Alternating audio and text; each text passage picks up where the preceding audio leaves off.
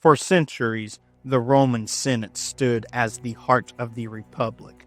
Though it held no formal legislative authority, it guided the Roman state through custom, prestige, and tradition. Its influence was rooted in auctoritas, the moral weight of Rome's most experienced statesmen, composed of former consuls, praetors, and censors. The Senate advised magistrates, ratified treaties, allocated funds, and decided the fate of wars. It was the stabilizing force behind Rome's meteoric explosion. From a modest city-state to a Mediterranean empire. Greek historian Polybius called it the cornerstone of Rome's mixed constitution, balancing the power of consuls and assemblies with aristocratic wisdom. Yet, by the late Republic, the great institution began to falter. The very traditions that once ensured stability became weaknesses. As Rome's territory expanded and its internal divisions deepened, the Senate found itself increasingly reactive, unable to manage social upheaval, military independence, and political violence. The story of the Senate's fall is not one of abrupt collapse, but of gradual erosion. Power was not stolen in a day. It was surrendered over decades. The Senate was more than a political body. It was a symbol of Roman identity. Generations of aristocrats viewed senatorial service as a sacred duty. To be a senator was to carry the legacy of the Republic itself. This identity was carefully maintained through rituals, architecture, and even dress. The white toga with a purple stripe marked the senatorial class as distinct. Unlike modern legislatures, the Roman Senate had no formal power to pass laws, but its decrees, known as senatus consulta, were not always legally binding, yet carried immense weight due to the Senate's authority. This authority rested on the Senate's historical role as custodian of Rome's glory and guardian of its traditions. But the Senate's power relied on shared respect, and that respect began to erode. After Rome's victories in the Punic Wars, vast wealth flooded into Italy. Senators enriched themselves through war spoils, land seizures, and tax farming contracts. At the same time, inequality surged. Wealthy elites bought up land once farmed by citizen soldiers who returned from war to find themselves displaced. Discontent grew, especially in the countryside. The Senate, rather than address these grievances, resisted every reform. When Tiberius Gracchus, a tribune of the plebs, bypassed the Senate to push land redistribution through the People's Assembly, senators responded not with debate, but with murder. In 133 BC, Gracchus was clubbed to death by senatorial partisans. His brother, Gaius, later met a similar fate. In these moments, the Senate revealed a dangerous truth. It would sooner destroy dissent than reform itself. Wealth also changed the behavior of Roman politicians. Electoral campaigns became more about bribery than merit. The Senate could no longer claim to be a council of Rome's best minds. It had become a club of landed aristocrats protecting their own power. In the wake of the Gracchi, Roman politics fractured. A new divide emerged, not based on policy, but on how to wield power. The optimates sought to protect senatorial authority, while the populares championed the will of the people through the tribal assemblies. Neither faction represented political parties as we know them, but they marked the end of consensus politics. The Senate became increasingly hostile to any figure who dared bypass it, yet it had no answer for popular leaders like Gaius Marius. Marius rose through military victory and promised land to his veterans. He reformed the army, allowing landless poor to enlist. These soldiers owed their loyalty not to the Senate, but to their general. The Senate, trapped in its own inertia, failed to respond. It neither restrained Marius nor addressed the needs of Rome's new underclass.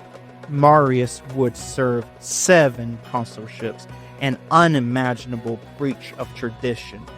Yet the Senate could do nothing. Its prestige alone was no longer enough. Power was shifting towards those who could command armies, deliver patronage, and stir the crowd. In 88 BC, Lucius Cornelius Sulla made history. Stripped of command by vote of the People's Assembly, he marched his army on Rome, something no Roman general had ever done. The Senate, stunned and powerless, watched as its own authority was trampled. Sulla seized power, expelled his rivals, and took control of the state. He was appointed dictator to rewrite the Republic. Sulla purged his enemies through proscriptions, lists of citizens condemned to death without trial. Their properties were confiscated and auctioned off. In theory, he strengthened the Senate. He doubled its size, curbed the power of the tribunes, and restored senatorial control over the courts. But, in reality, he had shattered its independence. The Senate was now filled with loyalists who owed their seats to his favor. After retiring in 79 BC, Sulla claimed he had saved the Republic. But what he left behind was a Senate hollowed out and dependent, an institution that could be shaped at will by whoever held military force. Sulla's constitutional reforms were deeply conservative, an attempt to freeze the Republic in a past moment. But Rome had changed. The citizen assemblies were growing more assertive, and provincial populations had begun to expect representation. Sulla offered no vision for this future, only control. 3 decades later, another general would test the Senate's resolve and find it lacking. Gaius Julius Caesar, after conquering Gaul, was ordered by the Senate to disband his army and return to Rome. Instead, he crossed the Rubicon River in 49 BC, an act of war. The Senate, unable to enforce its decree, fled the city. It had the legal right to resist, but no strength to fight back. Following victory over Pompey, Caesar returned as master of Rome. He expanded the Senate again, this time to 900 members, most of them drawn from the provinces and his own client network. The chamber became a tool for confirming Caesar's agenda. Though he rejected the title of king, Caesar held near absolute authority. When a group of senators assassinated him in 44 BC, they claimed to be restoring liberty, but in truth, the Senate's credibility was already gone. For years, it had permitted Caesar's rise, hoping to ride the wave of his popularity. By the time daggers were drawn, the Republic existed, only in name. After Caesar's death, the Senate briefly attempted to reassert control. It ratified amnesties and honored Caesar's acts, but true power belonged to Octavian and Mark Antony, Caesar's heir and his former ally. When Octavian demanded the consulship at just 19 years old and was refused, he marched on Rome. The Senate capitulated. The creation of the Second Triumvirate in 43 BC made this shift official. 3 men, Octavian, Antony, and Lepidus, were granted legal supremacy for 5 years. They used it to proscribe enemies, siege property, and dominate politics. The Senate voted to approve it all. It still met, passed decrees, and debated legislation, but it was now a formality, a theater of republican governance performed for tradition's sake. Real decisions were made elsewhere, in military camps and private councils. The Senate had become a hollow shell of its former self. When the smoke cleared and Octavian emerged as sole ruler, he knew better than to destroy the Senate. Instead, he preserved it, reimagined it. In 27 BC, Octavian performed a grand gesture. He offered to relinquish his powers. The Senate, whether through gratitude or fear, insisted he stay. Octavian accepted limited titles, Princeps, Augustus, Pontifex Maximus, but never Rex. He allowed the Senate to maintain minor provinces while he controlled those with legions. He attended sessions, honoring its advice, but the truth was plain. The Senate now governed only by imperial permission. It ratified laws Augustus had already decided.